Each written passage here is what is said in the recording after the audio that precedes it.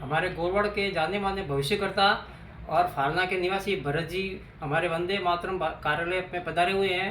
हम उससे कुछ भविष्यकर्ता के संबंध में बातचीत करना चाहते हैं और हमारे कार्यालय के और वंदे भारत के चैनल के संबंध में बात करना चाहते हैं। तो बोले भरत जी, हमारे वंदे मातरम भारत का चैनल आपको कैसा लगा?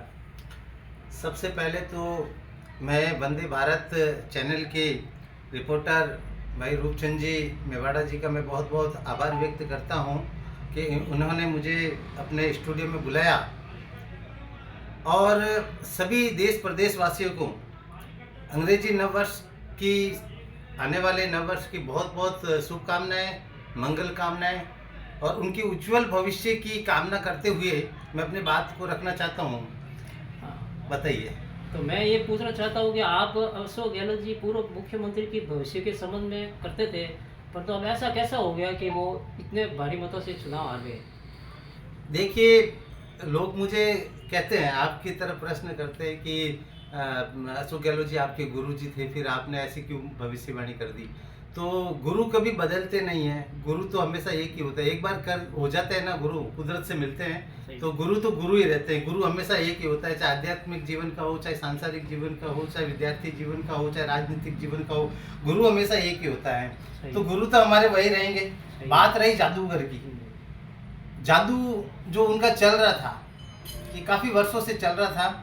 हो सकता है संगठन में वो बड़े प्रतिष्ठित पद पे बैठ जाए, बहुत सम्मानित पद पे, लेकिन जनता के अंदर जो जादू है वह अब नहीं चलेगा। इसका कारण है कार्यकर्ताओं को मान सम्मान। ऐसा नहीं है कि मुझे कार्यकर्ताओं को मान सम्मान नहीं मिला, मिलता है, हर काम हमारे होते हैं, ऐसी बात नहीं है। लेकिन आज संगठन विहीन, पायलट जी हट के आज 3 साल हो गए। आनंद फानन में जो चुनाव को देखते हुए जिलाध्यक्ष अजीत दर्द को बनाया था, हमारे अजीत दर्द साहब को, तो उसके बाद में मंडल अध्यक्ष कहाँ हैं, इकाई अध्यक्ष कहाँ है, नगर अध्यक्ष कहाँ है, संगठन विहीन। और आगे भी जो चुनाव होने जा रहा है, चाहे भारत गठबंधन बनाओ, चाहे कुछ भी कर लो, लेकिन संगठन विहीन काम नहीं चलता है। क्योंकि कार्यकर्ता की बदौलत ही अभी जो बाली में इतने टक्कर में जो वोट आया, हमने कहा था कांग्रेस का बांध भरेगा, तो कांग्रेस का बांध भरा है। और फ्लो की बात नहीं करी थी, टक्कर में जो कांग्रेस आई है तो वो कार्यकर्ताओं की बदौलत आई है। और राजस्थान के अंदर जो हमारा जो संकल्प हुआ है, तो ये तो ईश्वर की कृपा है। ईश्वर की जब कृपा होती है ना, उनकी कृपा दृष्टि होती है, माँ भगवती के और भोलेनाथ के गुरुदेव का आशीर्वाद होता है, तो आप सभी के स्नेह प्यार से भविष्यवाणी सही और सफल सटीक साबित होती है।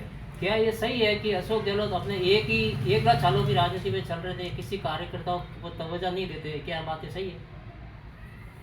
नहीं, ऐसी बात नहीं है। उन्होंने पूरे राजस्थान के अंदर देख लीजिए 19 जिले बनाए और 3 संभाग बना दिए और इतनी मानव जन कल्याणकारी योजनाएं भी लेके आए, लेकिन वह योजनाएं मान सम्मान देते थे। ऐसा कोई भी नहीं है कि विधायक, बीजेपी का विधायक भी नहीं कह सकता कि मेरे क्षेत्र में काम नहीं कराया, सबसे ज़्यादा उसके क्षेत्र में कराया है। अगर वो जाके नहीं मांग रहा है तो वो बात अलग है। उन्होंने तो कहा था कि मैं देते देते नहीं थकूंगा, आप मांगते मांगते थक जाओगे। लेकिन कार्यकर्ता बेचारे मांगते मांगते थके। ये बताइए ना आप कि हम आपसे क्या मांग रहे थे। हमने आपसे योजना, ये जितनी भी योजनाएं सारी आपने दी, जन कल्याणकारी सारी योजनाएं दी, लेकिन जो मान सम्मान कार्यकर्ता का था वो कार्यकर्ताओं को जो मिलना चाहिए था वो नहीं मिला। अब मैं बात बता रहा हूँ कि उन्होंने ये जो योजनाएं सारी निकाली है, उन योजनाओं को धरातल पर ले जाने वाला, डोर टू डोर ले जाने वाला कार्यकर्ता, जन प्रचार का कार्य करता है, तो कार्यकर्ता करता है। और वो कार्यकर्ता ही अगर नहीं है, वो संगठन भी नहीं है, तो उसको कौन पहुंचाए। इसीलिए ये योजनाएं धरातल पर उसका क्रियान्वयन नहीं था। मैं आपको सही बता रहा हूँ, ऐसी कई योजनाएं जैसे हॉस्पिटल के अंदर तो अव्यवस्था है, मनमानी चल रही है। अशोक गहलोत जी अकेले कहाँ ध्यान देंगे, वहाँ पूरी सिस्टम होता है। अब सिस्टम में छेद हो रहा है तो उसको बात ले जाके कौन रखेगा, वहाँ पे कार्यकर्ता रखता है। अब कार्यकर्ता ही नहीं है तो कार्यकर्ताओं को मान सम्मान, वो किसी डिपार्टमेंट में जाता है तो अधिकारी हुआ रही हूँ, आप कौन हो, आप कौन हो, तो उसकी सुनवाई नहीं होती है। तो क्या वो कार्यकर्ता बार बार अशोक गहलोत जी के पास जाएगा? वो अकेले टाइम दे सकेंगे क्या? बार बार देंगे क्या? उसको छोटे छोटे काम के लिए वहाँ दौड़ना पड़ेगा। हम कमिश्नर के पास जा रहे हैं, हम पाली जा रहे हैं, हर डिपार्टमेंट कलेक्टर के पास जा रहे हैं, तो हमारी सुनवाई होनी चाहिए थी, कार्य होना चाहिए था। वो डेमोक्रेसी में, सिस्टम में थोड़ा छेद था ये, और धरातल पे योजनाओं का क्रियान्वयन सही रूप से नहीं था। मैं सारी योजनाओं के बारे में बताना चाहता हूँ। जैसे महिलाओं को 50% कर दिया था, लेकिन रोड में क्या मोनोपोली चल रही थी मुझे पता है। ठीक है साहब। और लाइट विभाग के अंदर क्या मोनोपोली चल रही थी वो मुझे पता है, ठीक है साहब। ऐसे कई डिपार्टमेंट, हॉस्पिटलों के अंदर क्या मोनोपोली चल रही थी बताइए ना। आज किसी हॉस्पिटल में कोई जांचें वगैरह फ्री होती है, उसके बाद में भी बाहर के लिखते हैं। दवाएं अंदर की सारी मिलती है फिर उसके बाद में भी बाहर की लिखते हैं, मतलब कि उसको बाहर की दवाई खरीदनी ही खरीदनी है। तो इस तरीके से योजनाओं का क्रियान्वयन सही ढंग से नहीं है। ये भी एक कारण है बहुत बड़ा इसका।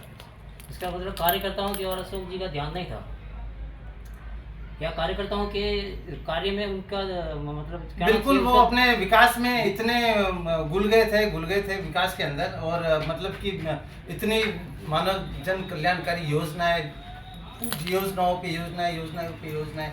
अब मैं आपको बता रहा हूँ, पिछली बार जब 2013 की बात कर ले ना, 2008 की बात, वो कितनी 21 सीटें आई थी, है ना। तो 21 सीटें उस समय भी तो 2 साल पहले योजनाएं लाई थी एक से एक, और इस बार भी काफी योजनाएं लाई। योजनाएं लॉन्च करने से वोट हासिल नहीं होते हैं, और संगठन मजबूत होना चाहिए। बूथ लेवल पे जो काम कर सके कार्यकर्ता वो मजबूत होने चाहिए, और योजनाएं जो है वो धरातल पे उसका क्रियान्वयन सही रूप में होना चाहिए, तभी पार्टी जीतती है, वरना ऐसे नहीं जीतती है। मुझे सारा इसलिए दिख गया था मुझे कि अब ये क्या होने वाला है, जब मैं बार बार चक्कर काट रहा था। ऐसी बात नहीं, मंत्रियों के भी चक्कर काटे, मंत्री भी बताओ ना, मैं 2-3 ऐसे मंत्री है तो उनका भी मैं बता सकता हूँ कौन सा उन्होंने कार्य किए, बताइए। धन्यवाद भरत जी, आपके वंदे भारत चैनल पर पधारने का बहुत बहुत धन्यवाद। Roop Mewada, reporter, Vande Bharat channel. Thank you साहब, आप सभी को थैंक यू, आपका बहुत बहुत साधुवाद, आपने मुझे अपने स्टूडियो